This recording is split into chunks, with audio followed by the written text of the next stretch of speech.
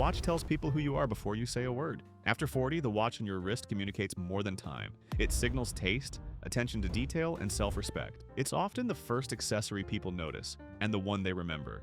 Get it right and you project quiet confidence. Get it wrong and you undermine everything else you're wearing. The problem is that most men never learn the rules. They buy watches based on brand recognition or impulse.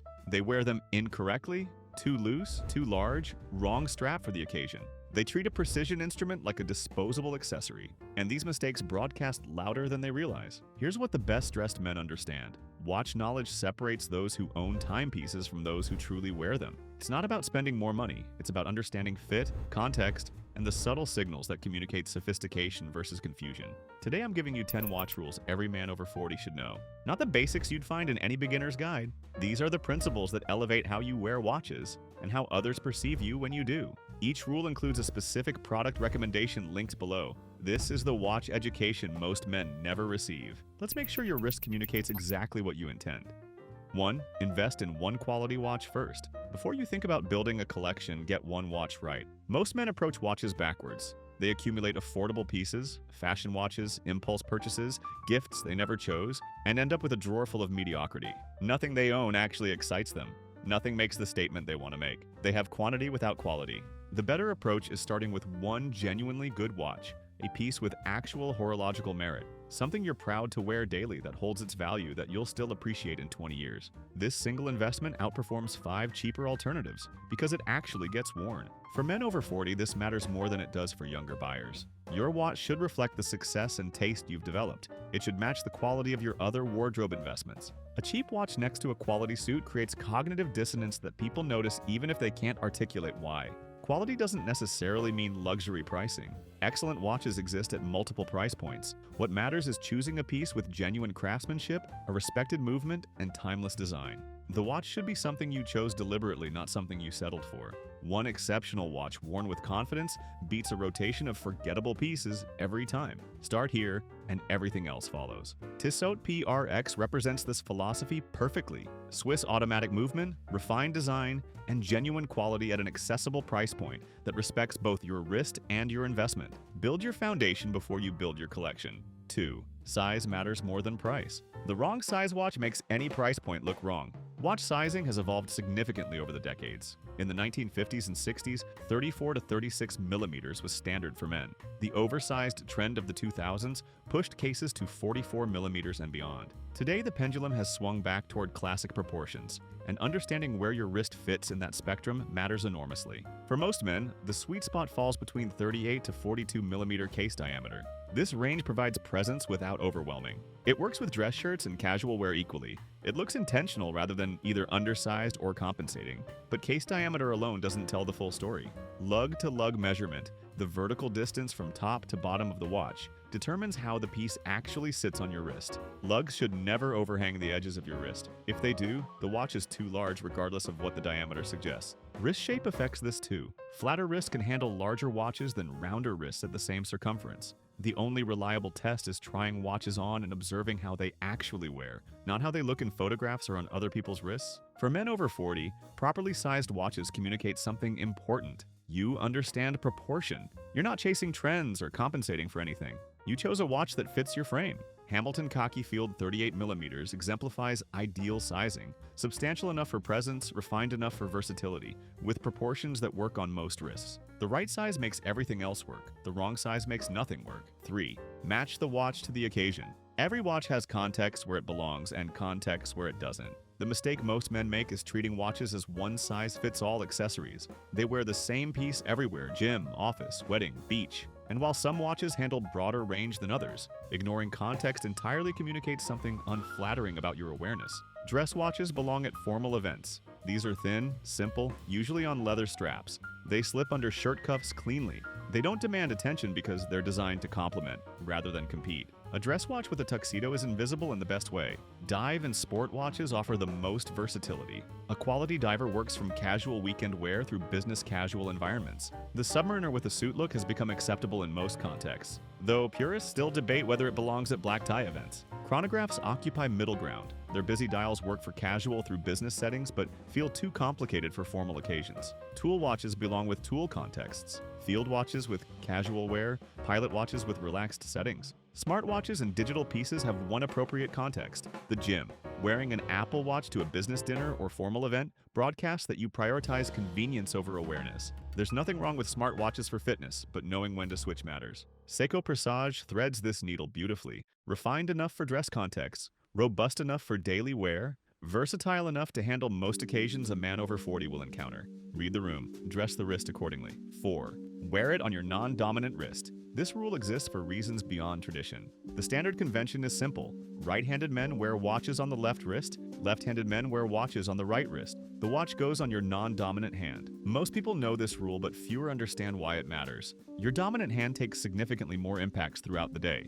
Door frames, desk edges, accidental bumps. The hand you use most encounters more potential damage. Wearing your watch on the non-dominant wrist provides protection that extends the life of your timepiece. Practical function matters too. Setting and winding a watch is easier when you're using your dominant hand to operate the crown while the watch sits stable on your other wrist. For men who wear automatic watches, this consideration applies less frequently. But when you need to adjust, the mechanics favor the standard approach. Daily activities flow more smoothly with the watch on your non-dominant wrist. Writing, typing, detailed work, these become marginally easier when the watch isn't on the hand doing the primary movement. The difference is subtle but accumulates across a day's activities. There are exceptions. Left-handed watch models exist with crowns positioned for right wrist wear. Some activities, golf, tennis, prompt temporary switching. But for daily wear, the convention exists because it works. For men over 40, following this rule signals awareness of watch culture's practical foundations. Small details communicate larger understanding. Omega Seamaster 300 meters rewards proper wrist placement. A watch worth protecting, worn where protection is maximized.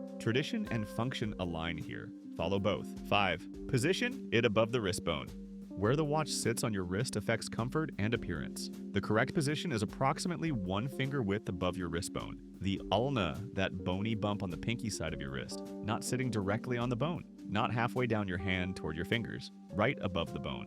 This placement exists for functional reasons. When the watch sits on your wrist bone, the crown digs into the back of your hand every time you bend your wrist. After a full day, this creates genuine discomfort. The watch fights your natural movement rather than accommodating it. Too far down towards your hand creates different problems. The watch slides around constantly, requiring adjustment. It gets in the way of activities that require wrist mobility. It looks awkward because it's positioned where watches aren't designed to sit. The 1 finger above the bone position allows full range of wrist motion without interference. The crown clears the back of your hand during flexion. The watch stays stable without sliding. It looks correct because it is correct. This positioning has military origins. Soldiers needed to glance at time quickly without adjusting arm position or releasing their grip. What started as combat functionality became standard placement etiquette. We follow it today because it works, not just because it's traditional. For desk work, you might position slightly higher so the watch sits better under shirt cuffs. For physical activity, slightly tighter fit prevents bouncing, but the above-the-bone baseline applies across contexts. Tudor Black Bay 36 sits perfectly in this position. Proportions and case design that accommodate correct placement on most wrists. Position determines comfort. Comfort determines whether you actually wear the watch. If this approach to watches resonates with you, subscribe now. I break down timeless principles for men over 40. No trends, no hype, just what actually works. Hit subscribe, and let's continue. 6. Get the fit right. A loose watch looks careless, a tight watch looks clueless. The 1-finger rule provides your baseline. You should be able to slide 1 finger, just one, between the bracelet and your wrist. This ensures the watch sits snugly enough to stay in place without sliding around, but loose enough for comfort and circulation. Too loose creates multiple problems. The watch rotates throughout the day, requiring constant adjustment. It slides up and down your wrist with arm movement, looking sloppy and risking damage from impacts. The clasp never sits where it should. The overall impression is that you bought a watch without understanding you needed to size it. Too tight creates different issues. You'll see indentations in your skin. Circulation can be affected during extended wear. The watch becomes uncomfortable, which means you'll eventually stop wearing it. You look like you're trying to prevent theft rather than wearing a timepiece. For metal bracelets, proper sizing often requires professional adjustment. Authorized dealers and jewelers can remove links to achieve correct fit. The key insight most miss: links should be removed asymmetrically, with more removed from the bottom of the bracelet than the top. This centers the clasp on the back of your wrist. Leather straps offer easier adjustment through multiple holes. Quality leather will conform to your wrist over time, so starting slightly snug makes sense. Rubber and NATO straps provide similar adjustability. The goal is a watch that disappears on your wrist until you need it. No sliding, no digging, no constant awareness that something's wrong. Longines Conquest features an exceptional bracelet with micro-adjustment clasp, the kind of engineering that makes proper fit achievable. Fit is the foundation of wear. Everything else depends on getting this right. 7. The strap changes everything. The same watch becomes multiple watches depending on what you put it on. Understanding strap hierarchy transforms how you think about your collection. Metal bracelets sit at the top for versatility. They work from formal occasions down to casual contexts. The same watch on a steel bracelet can accompany a suit or jeans without looking wrong in either direction. Leather straps occupy the formal to business casual range. They elevate dress watches appropriately. They work with suits and sport coats. But leather at the beach looks confused, and leather with athletic wear looks like you grabbed the wrong watch on your way to the gym. Rubber straps serve sport and casual contexts only. They're functional for actual athletic use. Water-resistant, durable, comfortable during movement. But rubber with a suit broadcasts that you don't understand the assignment. The guy wearing a rubber strap with a tuxedo isn't being disruptive, he's being confused. NATO straps are casual only. The James Bond Association doesn't change the reality that NATO straps with formal wear looks wrong. They're great for weekend wear, for travel, for casual contexts where their durability and comfort shine,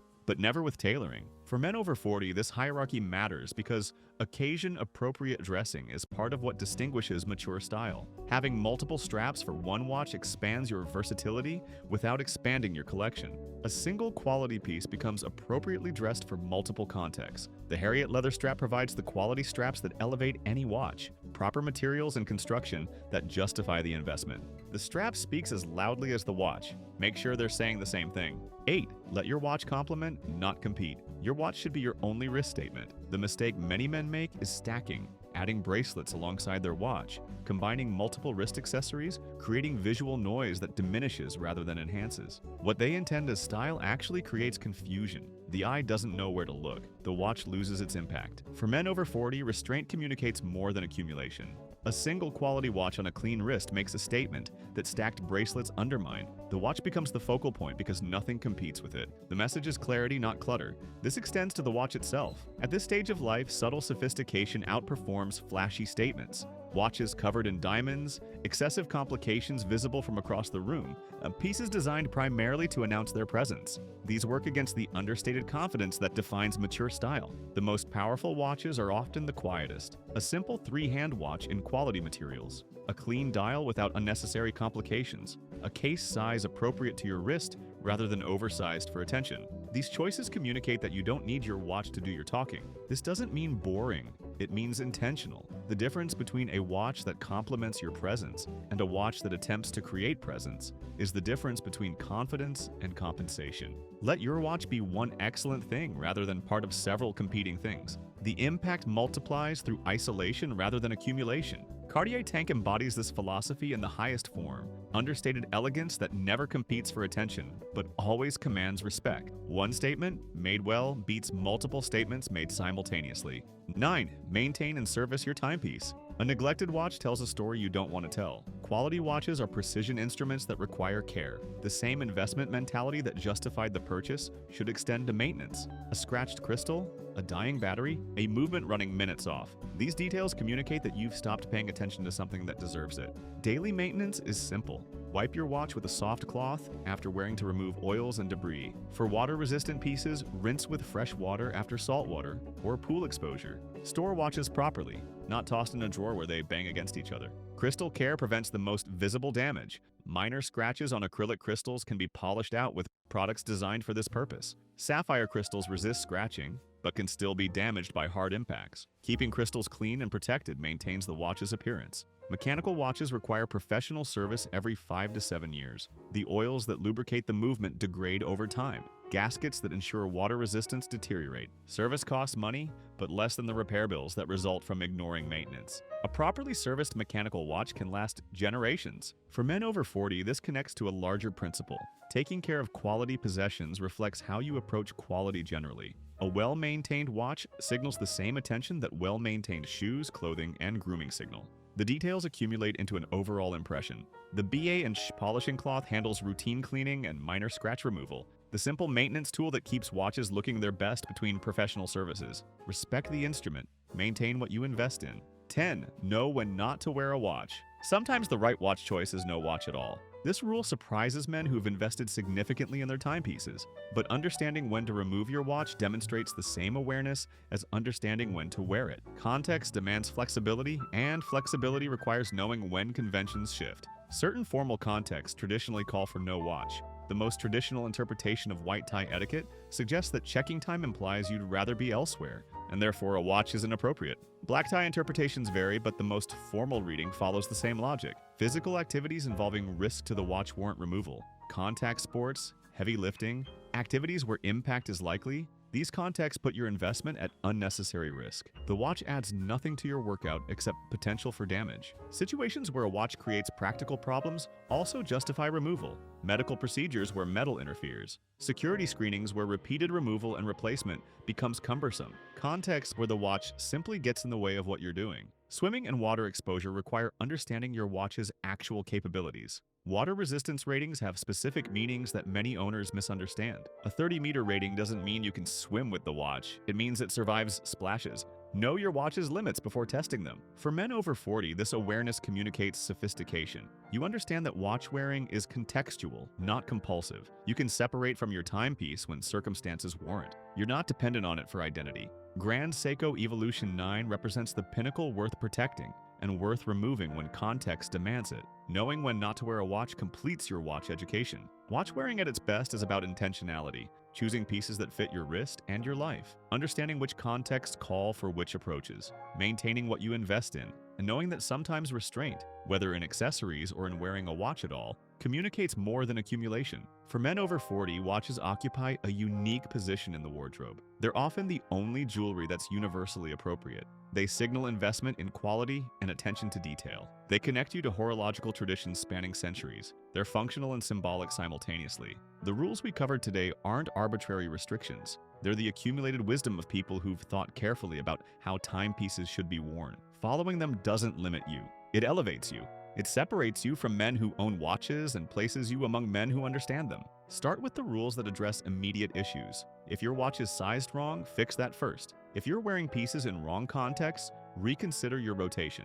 If maintenance has lapsed, schedule service. Small corrections compound into significant improvements. Your watch should enhance every outfit it accompanies. These rules make sure it does. Everything I mentioned is linked below. The next step is simple. Click the video on screen. I'll see you there. Because time tells, and so does how you wear it.